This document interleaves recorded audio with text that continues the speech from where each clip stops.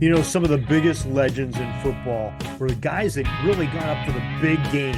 They played their best when the chips were high and the stakes were astronomical. Our guest today wrote a book about one of these. His name is Raymond Berry, and Wayne Stewart is here to tell us his story in just a moment. This is the Pigskin Daily History Dispatch, a podcast that covers the anniversaries of American football events throughout history. Your host, Darin Hayes, is podcasting from America's North Shore to bring you the memories of the gridiron, one day at a time. Hello, my football friends. This is Darin Hayes of PigskinDispatch.com. Welcome once again to the Pig Pen, your portal to positive football history. And welcome to another edition where we get to talk to some experts on some legends of the game of football. And today we really have a special one, somebody that I don't think we've talked too much about. And probably I'm crazy for not talking about this guy with somebody, but we found an expert on him, a gentleman that wrote a book on Raymond Berry. His name is Wayne Stewart, and he has some other books as well, which we'll talk about. Wayne, welcome to the Pig Pen. Thanks. Great to be here. Yep. Yeah, Wayne, this is exciting. You approached sort of our network here at Sports History Network and had some books available, and some really caught my eye. You had one on the 1960s Pirates, which, you know, me being a Western Pennsylvanian all my life, a big Pirates fan. Not proud to be a Pirates fan in the last 20 years, but earlier back in the 70s, I can remember a couple World Series. I don't remember the 1960 World Series, but I know quite a bit about it. Wayne, what sort of inspired you to write about sports history? Well, I grew up in a town that produced a lot of great athletes. In fact, the town gave itself the nickname Home of the Champions, Denora, Pennsylvania. And it certainly is true. I mean, no false claims there. Stan the Man Musial is from Denora. Ken Griffey Sr., 296 lifetime hitter, actually out-hit his son. Maybe not outpowered him, but out-hit him. And of course, Griffey Jr. is also given the birthplace of Denora, Pennsylvania. And they had a guy who led the league in rushing, Deacon Dan Towler, back in '52, I believe it was. It's been quite a town. So naturally, growing up, every once in a while, Musial would come back to town. I got to meet him one time. So I've always been interested in sports and baseball in particular, but I've done quite a few books on football. And so, in fact, I went to the same high school, same class, was on the same baseball team with Griffey Sr. So all of that, plus my parents' influence, my mom taught me to love to read. My dad loved words and taught me that love. So everything kind of gelled, and I wanted to be a writer since I was 6. So fortunately, it came to fruition. Oh, very, very interesting. Okay, so we talked a little bit about, you have a book on the 1960s Pirates. We know we're going to talk quite a bit about your Raymond Berry book. What are some of the other titles that you have? Well, a couple of my favorites would be the biography I did of Stan Musial. It's called Stan the Man, and then sort of a subtitle, The Life and Times of Stan Musial. Coming from Denora, I was able to talk to some of his old classmates and things like that, and people trusted me. So I think that's a very interesting book on Musial. Another one of my favorites is a book called Wits, as in, sharp wit, clever. So it's called Wits, Flakes, and Clowns, subtitle, Colorful Characters of Baseball. And I really think this has got to be one of the funniest books ever written on baseball. I'm saying that modestly because a lot of the stuff in there is from other sources. So it's not that I came up with all this genius stuff. But then I did interview a great deal of players who would share their memories of Tug McGraw and, all these colorful characters. Joe Charbonneau out of Cleveland, Rookie of the Year. And the list goes on and on. But that's another one of my favorites. My latest, it's entitled 1960. When the Pittsburgh Pirates had them all the way. And that was a phrase of Bob Prince. And I really enjoyed doing that because I spoke to virtually every, at the time, living player. Vern Law, we've since lost guys like Dick Groton, Hal Smith, but that's another favorite. And I'd have to say, I also really am proud of Fathers, Sons, and Baseball. There I was able to do a chapter on many ball players who had that father-son combination, including the Griffeys. So here I am, a classmate saying, "Hey, Kenny, let's talk a little bit." And so that was kind of fun to put that book, Fathers, Sons, and Baseball, together. And I'm certainly proud of I co-authored sort of a ghost for the Raymond Berry book because he and I worked together. Oh, I mean, all of them sound very exciting. Now, are these available still in print that people can purchase, and where can people get them? Should be. And I think in most cases, you could find them on Amazon, Barnes and Noble. The older titles probably there and not in a bookstore unless you're lucky or whatever. Uh, the 1960 book you can get directly from Sunbury, SUNBURY, press.com, or I'm pretty sure it's also available on Amazon. Yeah. Okay. And folks, if you're driving in a car or taking a run or something while you're listening to this, we'll put some links in the podcast notes and the YouTube notes so that you can get connected to some of Wayne's books and titles and get them on order and get them in your library. That'd be very interesting. We're here to talk about the book you co-authored with Mr. Berry, the Raymond Berry book. And what was sort of your inspiration to write a book on Raymond Berry? Well, first of all, I'd just like to say, the publishers gave it the name All the Moves I Had. I wanted to call it Catch Me If You Can or Catch You Later, with him being such a great catcher of passes. But they said that, Catch Me If You Can would be confused with a movie title. But as far as the inspiration, I actually did a book about great athletes, football, out of Western Pennsylvania. Focus on the 6 Hall of Fame quarterbacks, Jim Kelly, Namath, Blanda, Montana, who lived just down the road from me. And when I did, I was able to get phone numbers of guys like Lenny Moore, Gino Marchetti, and one was Raymond Berry. So as he's telling me things about Unitas, who grew up, Pittsburgh, Mount Washington, we just started talking. I said, has anybody ever done your autobiography? He said, no. I thought, this is crazy. This guy has to have his story told. And I think he really wanted to reach the audience of youngsters and share his his message, I should say, of dedication and hard work, even religion. He's pretty devout Christian. And so he said, yeah, sure, let's do it. And, it clicked. And it was so funny because that book, America's Football Factory, pointed out that Unitas, and how he clicked with Berry, is one of the 6 quarterbacks, as I mentioned, from the general vicinity around Pittsburgh, goes far north as Jim Kelly. But that represents almost 25% of the modern quarterbacks in the Hall of Fame, all coming from a nucleus, so to speak, around the nucleus of Pittsburgh. So it's crazy. Yeah, I can tell you firsthand, being a PIAA official, I'm retired, but I was for 27 years in Western Pennsylvania.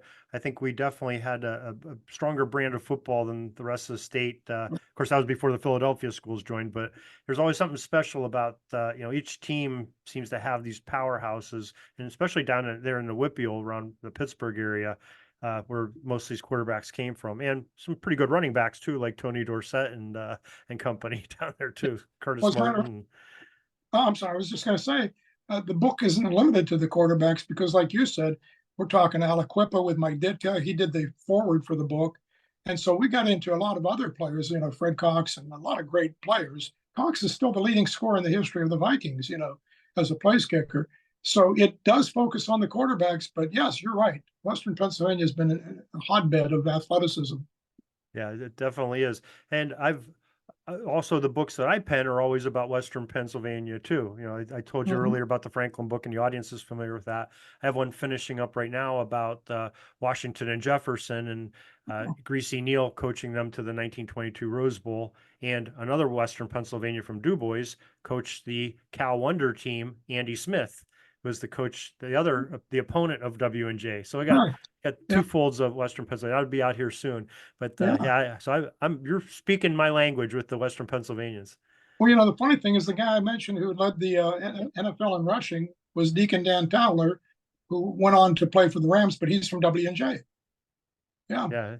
The tremendous program that they've had there over the years that people don't even know about. Didn't know about them then either, but really some good football and some great characters like Greasy Neal going through there, and the players are outstanding that have been through there. So probably almost as much history, almost as Pitt and Duquesne and some of the other great Carnegie Tech, some of those programs that were really high back then too. Yeah. So, but now, Berry played college in football's single platoon rules system. Now, did he play a defensive position, I'm assuming, too? And what was that? He did. I have some notes here. Let me find so I can get it 100% accurate. A quote from the book: "In both my high school and college football playing days, defense was where I made my name." I didn't realize that. He played the position he said nowadays would be probably called outside linebacker, but then they call him a defensive end. So here's one of the greatest receivers in the history of the game, and he made his living, so to speak, on the defensive side. Yeah, using his hands in a different way, a combative For sure. motion on defense, and using them to cradle in a nice pass on offense. That's it. I wasn't expecting. I was expecting more of a defensive back role or Me too. something. Yep. Yeah. Yeah, I got an opportunity. I talked to Dick LeBeau not too long ago, and he also playing in the 50s. He at Ohio State under Woody Hayes. He, known for being a great DB, Hall of Famer with Detroit. He was a Right. running back. Had some interesting things. He scored Ohio State's first 2-point conversion from a running back, and scored 2 TDs rushing against Michigan to inevitably give Ohio State the national championship, I believe in like 56 or 57. Yeah. So Yeah. it's interesting how these guys morph and are so talented as athletes. And Right. I'm sure Raymond Berry must have been. It'd be amazing to see some of those college films if they're available Right. of what he did. Now, what kind of accolades and awards would he have got out of college? Well, he was very proud of the fact that when he was a senior, even though he had never been a starter up to that point, which is also kind of hard to believe, he was named as a co-captain. And he also said that he was considered to be really an outstanding defensive player, as I mentioned, but no major National Football Awards came his way, at least not yet. Those awards would come later, you know. But the one thing he did get named to was the All Southwest Conference team, and he also was an academic All-American. Okay, and I guess we're omitting the fact of what college he played for. I apologize for that. Oh, yeah. Well, it's funny because one of the chapters in the book is the transition from his college days at SMU to the Colts. So the title was something like he goes from being a Mustang to a Colt. Well, that's a pretty good transition. It's better than being a lion to a goat or something. Yeah, exactly. That's Yeah. that's interesting. Now, okay, I guess Raymond Berry is really some of the things that I think of, from being, studying football history is, the amazing route tree that he had. I mean, he openly talked about having, I forget how many, but it was over 100 different routes that he claimed to have. And most of those are the basis sort of for the route trees that NFL, college, and high school teams use today for, basic routes, not 100 or 108 or whatever Right. Mr. Berry had. But what was his inspiration, or who was his inspiration to have these routes that he ran? Well, in general, he was a student of the game. I mean, he was a perfectionist. At SMU, he studied film of another Mustang, which was Doak Walker, All-American, Heisman winner, who was sometimes used as a flanker. That might not have been his most famous position, but Berry studied him. Other than that, he was he tirelessly ran the routes, in practice and whatever. So very dedicated. And when he and Unitas, who also was a perfectionist, got together, they'd stay after practice many, many times. And their timing and precision just became, superb. He was glad to see, too, when he came into camp, that the Colts didn't have any standout veteran receivers. So he wouldn't have to compete against anybody. So he really, focused everything he probably would have anyway on making the team. And the Colts also used their ends, he told me, to block more than most teams in the NFL. And being a good defensive player and a good guy as far as that's concerned, that helped him. Because it was funny because the Colts had, I think he said, 90 rookies in camp. They kept about a dozen, and he was, of course, one of them. And I should mention too that I think you said, like, who did he study or admire, or whatever? Crazy Legs Hirsch. He saw a movie about him when he was young, and he said, that's incredible. And so that was a big inspiration. Yeah, pretty good role model there for if you want to be a receiver in that era. That's for sure. That's for sure. Yeah, outstanding. So I know you've alluded to it a little bit, but usually, we all think, that players play college, and if you're good, you get drafted, and that's it. But sometimes there's some unique stories of players transitioning, or the draft process, or free agency projects, however they got to their teams. Is there anything that Mr. Berry shared in there that would be kind of unique to his story? Well, are you talking like how his path to the NFL came about? Correct. Yeah, how his path came. Well, all I know is, as I mentioned, there were so many rookies in camp that he thought the path was not going to be smooth. Just as you said, some kids are sensations in high school and whatever. But so he knew he was concerned about making the team. He said the critics would contend that he was too slow, and they seem to have said that all his career.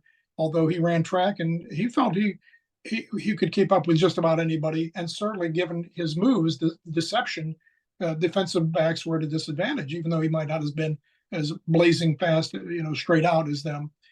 Some said that he was too small to make it, and they talked about his vision being poor. So that was a rough path to follow. Now you got to remember too, in '54 he was a 20th round, and they called it a future draft pick. So he's still in college, but the Colts are saying, "We'll wait a year," like they did with Larry Bird, I guess you could say. Mhm. And so the Colts were willing to wait and see if he had the right stuff. And by the time his senior year was over, where he was a starter finally, they didn't pass much in those days, but the path was there, drafted, and then he impressed people. Yeah, that's amazing, and it's very fortunate that they had the patience and they saw the talent in him. They said must have had some very skilled talent observers back then and Uh, player yeah. personnel. Uh, So okay, so we talked a little bit. He's modeled his game sort of after Crazy Legs Hirsch. Unitas is an influence on him once they get together with the Colts. What was sort of Berry's breakout moment in the NFL that the NFL started to take notice and say, hey, this guy's pretty good. yeah, I'd have to say kind of in his second season. That was '56, because that was the first time he had a game in which he had 100 yards, over 100 in receptions. But that wasn't enough to really make the nation pay attention. I'm sure his coaches were saying, "Hey, this looks pretty good." He and Unitas, good combo. But people really started to notice, I think, the next year because, for example, a highlight was a game where he caught a dozen passes and it was like 225 yards or so and a couple Wow. of touchdowns. So now they're starting to perk up a bit. And the next season, he gained even bigger, recognition because that was when he was named for the first time to the first team All Pro squad, and he really became a huge weapon in the arsenal, of the Colts. And that was, of course, their championship season as well.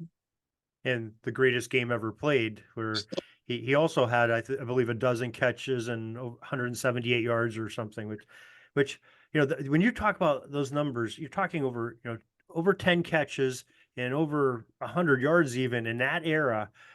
Much different Oh, brand yeah. of football than we talk. If somebody caught 178 yards, a dozen passes today, we would be applauding him and saying, "Wow, that's quite a performance." But to do that in a running based game I mean, that's unbelievable. So that Mhm. no wonder he stood out from a crowd. That's for sure. Sure. Yeah. So Raymond seemed to have quite a connection to feel with Johnny Unitas, and we've talked a little bit about it. Now, how did this camaraderie transpire?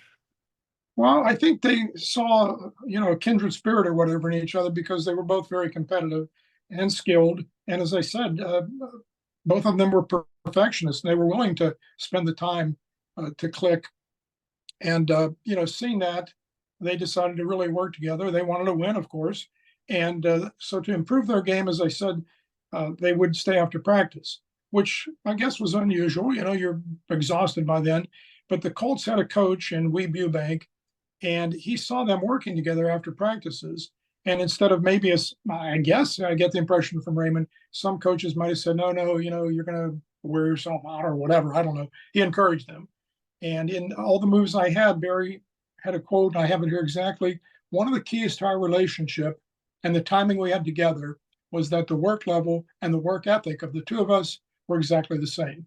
We wanted to work after practice, and he had an arm that never wore out, never got tired. Practicing extra was a rarity, he said, in the NFL at that point. But after practices ended, Weeb had enough sense to leave us alone. That's his direct quote. Now, did they do anything that of, like off the field, that they keep the chemistry brewing? Yeah, I don't think we would say that they were every day after practice they would go to each other's home and everything. But I know Raymond knew of Johnny's children that they must have visited and that sort of thing. And I think the impression I got, he was very fond of the family. And I know the daughter was very cooperative when I wrote this book and the other book, as I say, all the moves I had. I'm sorry, not that one, but the America's Football Factory. So yeah, I think. And so was the son Chad, who worked with the Ravens. So I think you'd have to like that family, given Unitas's personality and whatever. So yeah, I think they gelled off the field as well. Sure. Okay. Now, the reason I asked that is a couple years ago, I had the great pleasure and blessing to talk to Upton Bell, who, of course, in the 1960s, Berry and Unitas were already there, but with the Colts. But he was a young player personnel director of the Colts during the '60s, which they had some great years that those two enjoyed as Colts as well. And Upton relayed quite a bit that those Colts teams had a chemistry like none other. And Upton's family has been around football since it began. John C. Yeah. Bell, Burt Bell, and he himself. And he said he's never seen a group of guys on a football team that did things together. They'd go and have a cocktail or something after practice or whatever. Go out of town. They'd go eat dinner together and just really gelled together. And I was just trying to see, is that the same Yeah. between those two individuals as well? I think there was a good bond there. Again, I'm not sure that they spent every minute off the field, but yeah, I think your comments are valid. Certainly, yeah. All right. Now, we talked a little bit about his 225-yard game, the greatest game ever played, his performance and that, which are both outstanding, and still my jaw, I'm still picking up off the floor. But are those sort of the highlights of his moment? If somebody was going to say, hey, let's show one film of a play that Raymond Berry did to define his career, would one of those be his, or do you have something different? Well, I think it was a series of moments that all were packed into a very short period of time. And that's the '58 championship game against the Giants in New York. The game, where, as we mentioned, is still referred to as the greatest game ever played. I know some critics dispute that, but it was a great game. That's not a quibble. Quibble. With time running out, the Giants were down by 3. I mean, the Colts were down by 3, and they were on their own 14-yard line. And things weren't looking exactly great for him. The quote I have in front of me, Berry said, I stared down the field. The goalposts looked like they were in Baltimore. And then the drive did move kind of slowly until the moments when Berry caught 3 straight passes. The first completion was one he called the most important single play of his entire career. So that kind of answers your question. But I think all 3. And after the first pass completion, he said, that's when we went on a roll.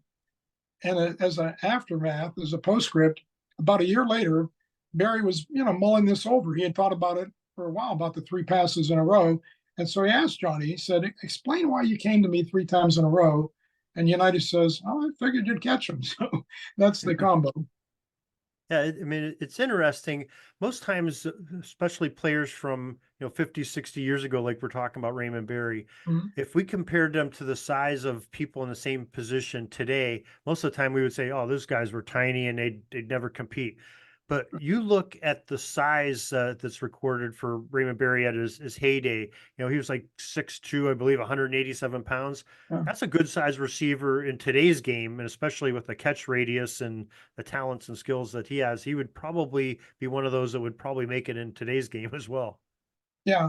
That's why I was a little surprised when he said at one point that the critics said back then he was too slow, he was too this and too small. Maybe he was referring to his freshman year in college or high school or something, because, yeah, that's a good size.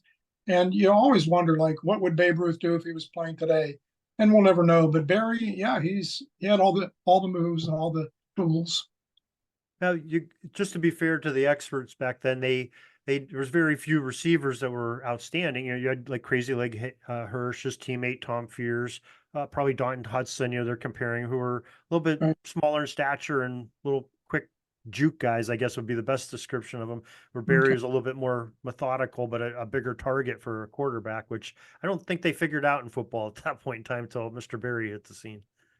Yeah, maybe so. But no matter how you look at it, he accomplished what he did. And again, we'll never be able to compare with nowadays. But when you're making all pro and that sort of thing, you've done your job. Yeah, most certainly. Now, why don't you, again, as long as we have the listeners listening still, why don't we give the title of your book and where folks can get it? Sure. The Raymond Berry book is called All the Moves I Had, and that would definitely be accessible on, I think, Barnes & Noble website, Amazon. So it's not currently out, as far as if you go to a bookstore, it might not be there, of course. But yeah, best bet, Amazon, Barnes & Noble. Okay, very good. Now, since you write about a plethora of topics in sports history, do you have anything on the horizon that maybe you could share with us to look forward to? I do. It just fell into place this way. The the 1960 book was a reissue, so I didn't have to work too long or hard on that recently, just kind of revising it. So the 1960, when the Pittsburgh Pirates had them all the way, is out just now, recently. Early December, a book called I Love Baseball is coming out, and it's kind of a broad look at anything dealing with the love of baseball. It's got quotes from celebrities and famous writers, and I talked to a couple of people like the mayor of Cooperstown, and just different people expressing their theories on why people love baseball, and people just flat out saying, my uncle took me to a game and blah, blah, blah, all these memories. But it also has things like we love baseball because of odd plays. And so we explore that. We explore some trivia. So it really is very broad, but it does all relate to the reasons baseball is so lovable. And then 2 months later, coincidentally, I have another book coming out called Talking Baseball with Major League Stars. And since I started doing interviews with players back in like 78, I've compiled all my stuff. Like maybe I talked to Nolan Ryan about pitching and the mechanics. I remember Tony Gwynn was very helpful talking about the art of hitting.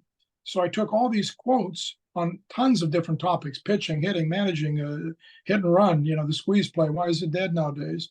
And I just took all these quotes from, I think there were like 50 Hall of Famers in this book, but there are also guys like Rex Hudler, not a superstar, but he had insights. So all this came together with all these interviews and Talking Baseball with Major League Stars. Well, Wayne, it's fascinating topics, all of it, from the baseball to the football and everything in between that you're doing. And we appreciate the work that you're doing to help preserve not only sports history, but football history. And, love to talk to you again sometime about some of your books, especially the one with the quarterbacks and the players from Western Pennsylvania. We'll have to set something up on that for a future one. I have to get a copy of a couple of these books and read them here too. So to enjoy it, you got me inspired. I'm sure the audience too. And gosh, we really appreciate your time and joining us today and spending some time to talk about Raymond Berry. And you know what you might like, there was a book I did called You're the Football Ref, which has scenarios. And then, the correct answer, would a penalty be called for this? How many yards penalty for this? So yeah, that's football's a good sport. Obviously. Almost like the old commercials, they 7 to 7. He's like, you make the call when they exactly. Yeah, okay, yeah, definitely be interested in that too. That's very fascinating. Well, Wayne, thank you for joining us and spending the time today, and we appreciate you. I enjoyed it. Love talking to people who know their stuff, and you do. So thank you. That's all the football history we have today, folks. Join us back tomorrow for more of your football history. We invite you to check out our website, pigskindispatch.com, not only to see the daily football history, but to experience positive football with our many articles on the good people of the game, as well as our own football comic strip, Cleat Marks Comics. Pigskindispatch.com is also on social media outlets, Facebook, Twitter, Instagram, and don't forget the Pigskin Dispatch YouTube channel to get all of your positive football news and history. Special thanks to the talents of Mike and Gene Monroe, as well as Jason Neff for letting us use their music during our podcast. This podcast is part of the Sports History Network, your headquarters for the yesteryear of your favorite sport. You can learn more at sportshistorynetwork.com.